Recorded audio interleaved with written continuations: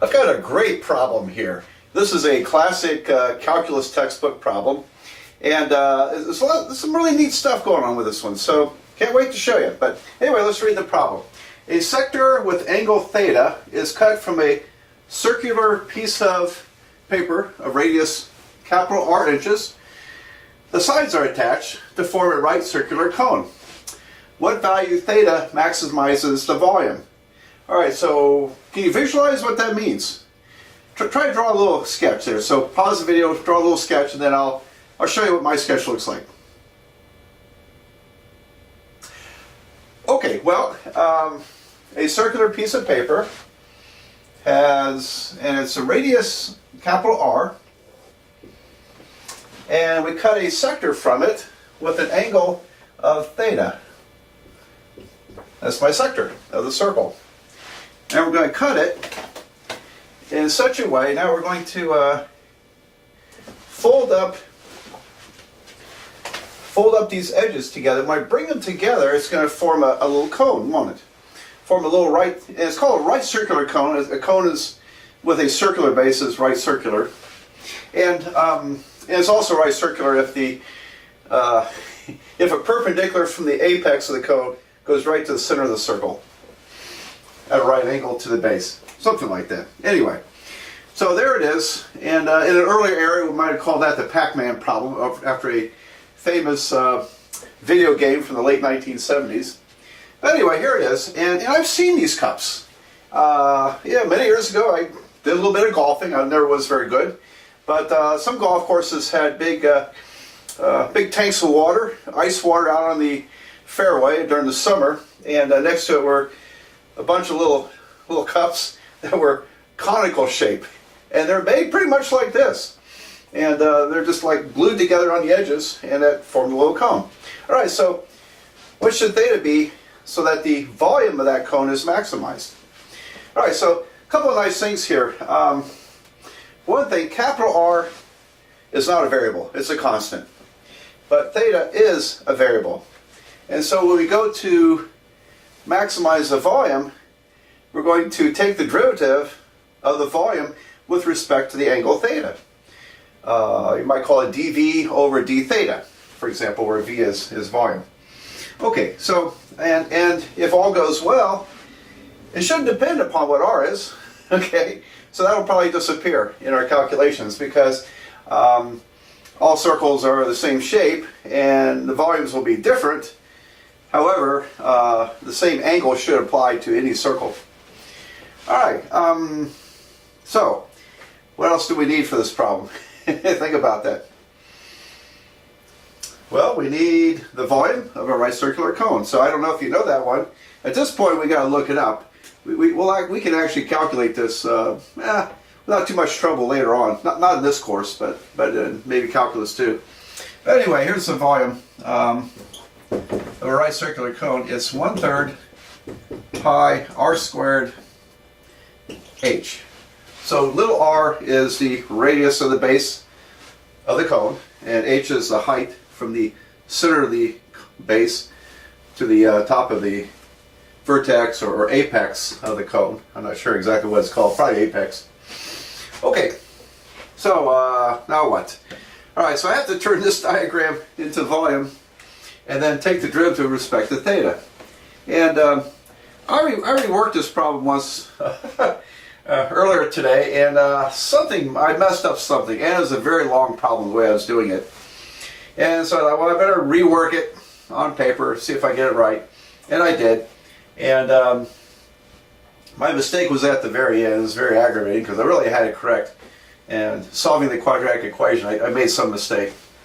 Anyway, but in the course of doing that, it hit me another way of doing this problem, which I think is pretty slick. So, what would be maybe a standard way to do?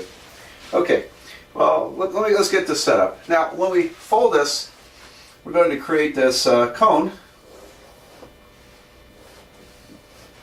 and little r is the radius of the base of the cone. And where does this go? Well, this is the side of the cone. Capital R is right there. And then there's H. Okay, so what do I have to work with here? Well, we can, the way, maybe a standard way to do this is to find a way to write this volume in terms of angle theta. And we can do it. It's very time consuming. It can be done. And for one thing, with this right triangle, we see a relationship there. We have h squared plus r squared equals to capital R squared, Pythagorean theorem. And what other information can we gain from this? Well, I think you need to compare circumference to this perimeter here. So this is what's left of the big circle of the circumference, but it's going to become the circumference of the little circle. So circumference of the circle is 2 pi times radius. Let me get that right. 2 pi times radius. And what is the circumference in terms of this? All right, well, this circle, its circumference originally was 2 pi times capital R. But and maybe, well, circumference is not the right word. Let me call it perimeter. What I'll now call the perimeter of our cut up circle. Well, it's the original circumference, 2 pi times capital R, minus this arc length here. So I need to take the entire circumference of that circle and subtract the arc length. Now, perhaps in trigonometry, arc length, letter S is the standard letter for arc length in trigonometry, I guess, or maybe elsewhere. Arc length S would be radius times angle, r theta. And now angle has to be expressed in radians, but by now you should have it in your head. We do everything in radians in calculus because the calculus formulas are all calculated or derived in terms of radians. Much easier to use radians. All right, so in other words, okay, now here's the circumference. I'll subtract the arc length, so that's minus r theta. And that becomes the circumference. This becomes 2 pi capital R minus capital R theta. All right, so I can solve for R. R would be, and now over here I'm going to first factor out capital R. And then this leaves 2 pi minus theta. And then I'll divide by this 2 pi. Alright, so I hope that's showing on the bottom of the camera. If you can't see it, it reads R equal to capital R parentheses 2 pi minus theta over 2 pi. Okay. And over here we have h squared plus r squared. Little r squared equals capital R squared. Alright, now what are we going to do with all this? Well, here I've solved for r. I can square r and replace it here, and now I've got theta in the equation. H, I can solve for h, and which is going to involve a square root, because it'll be capital R squared. Here, I'll do it. H is going to be capital R squared minus little r squared square root. Is that right? Yeah. All right. So subtract little r squared, take the square root of both sides. And then I've got to replace little r squared with this expression here. H will be written in terms of theta. And so with these two substitutions, I'll have a theta expression here and I'll have a theta expression there. And now my volume is expressed in terms of angle theta. Great. Well, that was the goal, right? If I get the volume expressed in terms of theta, then I can take its derivative, set equal to 0, and find the maximum possible volume. The optimization technique. All right, well, I hit upon an insight here when I was reworking the problem. I thought, well, what if I just go ahead and take the derivative first? And I think all the algebra that follows from this, once we take the derivative, is actually a little easier than what I originally had planned to do. All right, so I got a bit of a mess here, so I'm going to reorganize my board. You guys have the diagrams. I don't think we need them now. And I'm going to rewrite this stuff. So, be right back. Well, now, here's where we stand. I solved for r in terms of theta. If I replace r in here, I'll have h in terms of theta. And then I can take both expressions and put them in here. And it gets pretty long and complicated, and then from that we have to take a derivative. So it hit me like, well, why not take the derivative now? What's going to happen? Okay, so we are maximizing volume with respect to angle theta. It means I have to take the derivative of volume with respect to theta.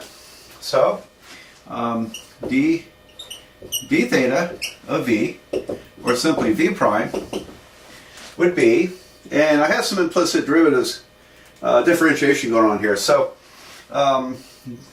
this is going to be 1/3 pi times 2r r prime h. Now remember, I have two variables here. When I take the derivative, I have to use the product rule. And so the very first part of the product rule, I'm going to take the derivative of r squared 2r times r prime, because our variable we're taking derivative with respect to is theta. So a different variable, I have an implicit derivative. And then plus the derivative of h times the rest of it. So I have 1/3 pi r squared h prime. So in essence, I did this. I separated it into this part and this part. So the derivative of the first part times the second, plus the derivative of the second part, h prime, times the first part. There it is. And let's clean that up a little bit. I can, let's see, what can we do? Well, we could factor r out, and we could factor out pi over 3. So let's factor out r pi over 3. So I have v prime is r pi over 3, or pi r, maybe, I don't know. I think most people would write pi times r. It doesn't matter, but pi times r over 3. Okay, so I factored out the 1/3 pi and also 1 power r. So that leaves us with 2r prime h plus rh prime. Alright, is that correct? So pi r squared h prime over 3, that's good. And just checking my factoring. 2r r prime h pi over 3. Alright, that's good. And we set it equal to 0, don't we? Great. And then, guess what? We can make this disappear, because this is a positive number. R has to be positive, radius has to be positive. And so this factor cannot equal to 0 in trying to solve this equation. And so I can divide both sides by pi r over 3, and it just divides off, because 0 divided by that's going to be 0. So that's gone. Alright, so there we go. We have this little equation here I have to solve for theta. Alright, so let's get that up there. I consolidated my work. I have 2r prime h plus r h prime equals 0. That's what I had down here worked out. Alright, so there's my equation to solve. And looks like I need to figure out what r prime is, what h prime is. I got to tell you, this is quicker than what I had described I had done before, where you plug in r squared h and just get everything down to theta before you take the derivative. I like the implicit derivative approach here. Alright, it doesn't mean it's going to work the best on every problem, but I think it works best here. Alright, so I need r prime, little r prime that is. So if I take the derivative of this expression with respect to theta, and so remember now, this capital R is a constant, so is 2 pi, and so I end up with r over 2 pi, and times this derivative with respect to theta is just going to be -1, isn't it? So I get negative 1, okay, times r over 2 pi. Isn't that nice? Very, very short and sweet. I like that. Now, h prime is a little more trouble here because, well, I'll show you. Now, h prime, all right, so I have 1/2 parentheses capital R squared minus little r squared, so minus 1/2, times the derivative of the inside. Well, the inside derivative, this is going to be 0, it's a constant, but here I've got another implicit derivative. So on the inside I've got negative 2r r prime. There we go. So we end up with, let's see, what do we end up with? Those 2's cancel. And so I end up with h prime is, oh boy, let me put it over here. H prime is going to be minus r prime over the square root of capital R squared minus little r squared. Okay, well that's, we're not there yet, are we? Okay, because the, and by the way, this is the denominator because of the negative exponent. I need this in terms of theta, so we're not out of the woods on this yet. However, I see something nice here. If I plug this in up here, let's see what happens. I think something amazing happens. All right, so I have 2 little r prime times h plus r times h prime. Now h prime is minus r prime over square root capital R squared minus little r squared. And we want that equal to 0. And I like it because we can factor out r prime. Now, okay, I better make some room on the board, so hold on here. Well, here we are. Boy, I wish I had one of those humongous boards. Alright, so I rewrote h prime up here. I took r and copied it here. I took r prime, copied it there. I took h and wrote it in square root form because, you know, once you take the derivative, you may not need the square root. I mean, you might not need the half power form. You could go back to square root form, which I find is easier to read. So I think I've got everything except this equation. So I'll erase all this stuff here, and then I'll transfer this up here, and I'll show you what one nice thing that really shows up here. When you keep things factored, and when you're solving equations, sometimes you can eliminate some nice things there. All right, so up here, I'm going to recopy this, and then we'll work on it. Well, when I recopy it, I'm going to factor out r prime. So I have r prime times 2h plus, and I got, minus little r squared. Okay. Okay, I factored r prime out. Minus r squared over the square root. Let's do that. Minus r squared over the square root, capital R squared minus little r squared. That equals to 0. Alright, equals 0 because that's what we do when we optimize. We take the derivative and set that equal to 0. Okay, so what I like about it here is that r prime is going to disappear because the derivative of r with respect to angle theta, little r with respect to angle theta, happens to be constant. Isn't that nice? it really doesn't matter what theta is because when I take the derivative, I'll get minus r, because this derivative is minus 1 times r over 2 pi. Alright, and so this is a constant, and I have a constant times a factor equals 0. I can divide both sides by the constant, and it will disappear, because over here, if I divide by r prime, it gets 0. So, very nice, isn't it? Alright, so I'm down to this mess. And let's see. I still have to get theta into this mix, don't I? Alright, I haven't done that yet.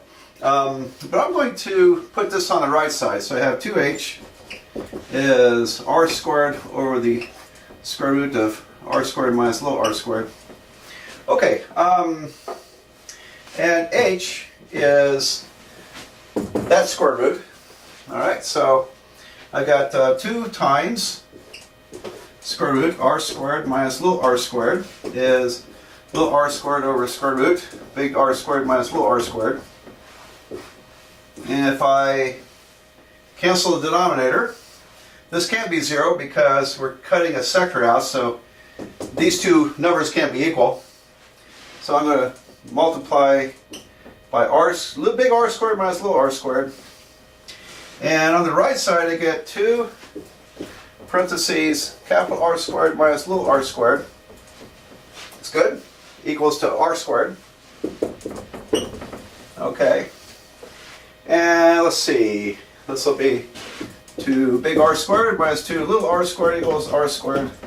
And look what we got. If I add this to the right side, I got 3 r squared, 3 little r squared. It's equal to 2 big R squared. Okay. So I'm down that, I have to solve that equation for theta. How are you going to solve for theta? Well, I'll replace r, and then I'll have theta, won't I? And but look at that. Isn't that clean? This is very clean, very nice and short. And boy, I sure hope I didn't screw up because I really like that. I think this is a nice way of doing it. And so the 3 little r squared equals 2 r squared. But I guess the downfall of doing it this way, if you're don't have a great deal of experience in calculus, is keeping it all straight. Like, what are we trying to do here? What are we trying to do? I'm solving an equation for theta. You think, well, wait a minute, where's theta? Well, I'll get theta when I replace little r with this, and then I'll have theta, won't I? Now I can solve for theta. All right, and that's going to be, whenever I solve for theta, I'm going to get my my optimal angle. All right, so I'm down to this, and all right, so let's go ahead and square r and put it all in and see what we can figure out. So I'm going to erase some of this mess, okay, and work that through. All right, so I've got 3 little r squared. All right, so that's going to be 3 times, when I square this, I'm going to get r squared times parentheses 2 pi minus theta squared divided by 4 pi squared. All right, so I have to square all that and multiply by this 3. And that's going to equal to my constant, 2 capital R squared. All right, so, well, that's pretty nice because just how I predicted, you know, capital R squared has to disappear in this problem because the maximum volume really, the angle you choose in order to get the maximum volume for this thing has nothing to do with the radius of the original circle. And so if I divide both sides by capital R squared, I get that. And now I've got, let's see here, I'm going to multiply by 4 pi squared. So I have 3 parentheses 2 pi minus theta squared equals to 8 pi squared. All right. Well, we got it right where we want them. Okay, I'm going to multiply this mess out. And when we square it, it's 2 pi minus theta times 2 pi minus theta. We have to FOIL that out, so I end up with 4 pi squared minus 4 pi theta, and then plus theta squared. That equals to 8 pi squared.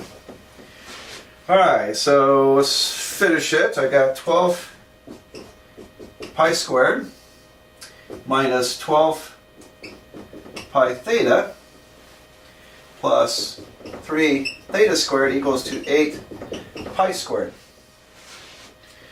Alright, so let's see. We're solving for theta, so I'm going to list the theta squared term first, and then the theta term, and then I'll combine here. When I subtract off, I have a 4 pi squared. So let me see, let me do that over here. When I rewrote it, it became 3 theta squared minus 12 pi theta, and then plus 4 pi squared. All right. Well, okay. Unfortunately, that doesn't factor. So I'm going to need to use the quadratic formula. And A is equal to 3, B is equal to minus 12 pi, and C is equal to 4 pi squared. Okay, so theta, I want to make sure I have plenty of room here. So can I erase all this mess? I think so. I think so. And so theta is going to be minus b minus negative 12 pi plus or minus the square root of b squared minus 12 pi parentheses squared minus 4 times a times c. Okay, all divided by 2a. 2 times 3. So let's see if we can simplify that a bit. And this becomes 144 pi squared minus, let's see, 4 times 3 times 4 is 48 minus 48 pi squared. So 144 minus 48 is 96. 96 pi squared. Okay. Now, so I end up with, we're almost there. Theta is 12 pi plus or minus the square root of 96 pi squared, all divided by 6. Well, I think we can simplify that down a bit. Square root of 96 is 16 times 6. Square root of 16 times 6 is going to be square root of 96. And here's 4. So that's 4 square roots of 6. So I'll replace it here, and this square root of pi is, square is going to be pi. So theta is equal to, I'm going to move it up to here, 12 pi plus or minus 4 pi times the square root of 6 divided by 6. Wonderful. Okay, there we go. So 12 pi plus or minus 4 pi times the square root of 6 all over 6. Good. All right, that's, well, let's finish it up here. So I'll make more room. Well, I split this up, and I think we need to eliminate this answer, because 12 pi over 6 is 2 pi, and add more to it. That means this involves cutting an angle that's more than 2 pi radians. Now remember, 2 pi radians is a complete circle, 360 degrees. So this is more than 360 degrees. Clearly an impossible answer. So no good. What about the last one? Well, I could factor a 4 pi out. That would leave 3 minus square root of 6 over 6. And then we could cancel a little bit here, divide by 2. And so if I did that correctly, I've got, yeah, that looks good. So theta is 2 pi, parentheses 3 minus the square root of 6 over 3. All right, so now comes the moment of, here comes the dramatic moment. Okay. Is that a reasonable answer? If it's not, I must have screwed it up. All right, so first of all, let's see what this is. Now remember, we're not in degrees, we're in radians. So if I take 2 pi, parentheses, 3 minus the square root of 6, close parentheses, and divide by 3, I get about 1.1529 radians. So approximately 1.15, actually 30. If I go 4 decimal places, it's 15298. And so that would round up to 1530 there. Radians.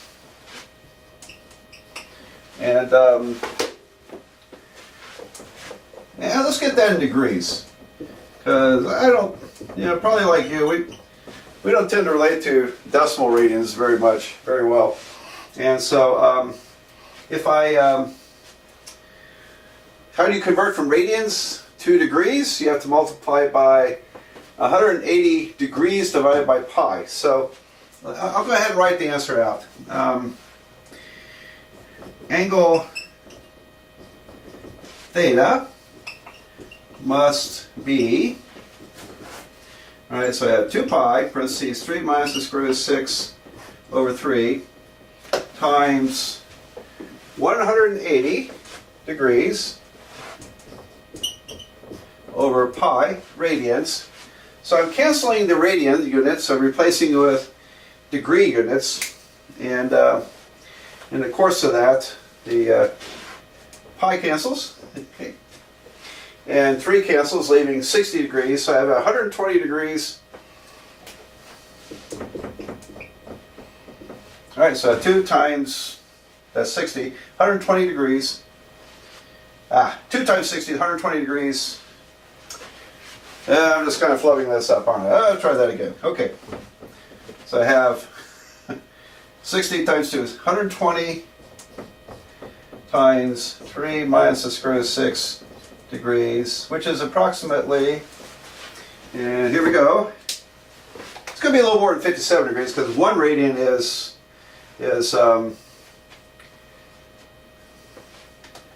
going to be, 1 radian is about 57 degrees approximately. Alright, so if I take my radian answer on my calculator, I'm going to multiply by 180, divide by pi, I get 66.06 degrees. 66.06 degrees. Alright, so, approximate. There you go.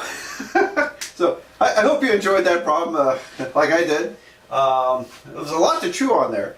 There was. And if you had lots of time, really motivated, you might try doing it the more conventional way, where you take and solve for r in terms of theta, solve for h in terms of theta, and replace them in the original volume formula. You'll get something about this long, and then you take the derivative and set it equal to 0. It will work. It will work, but working it this way by doing the implicit derivative first, because I had 2 variables in there, it seemed to make it, I think, flow better for me. Because we had a lot of nice little things we could do along the way to simplify. So, all right, there it is, the classic conical cup problem.